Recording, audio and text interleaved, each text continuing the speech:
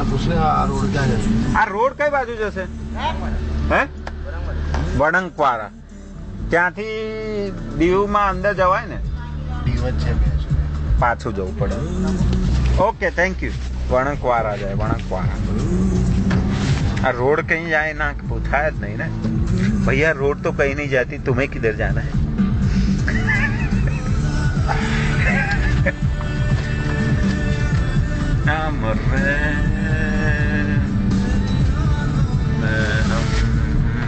પાણી પાણી પીવું અહીંયા બોટલ ના અક્ષર જ્ઞાનથી દુનિયા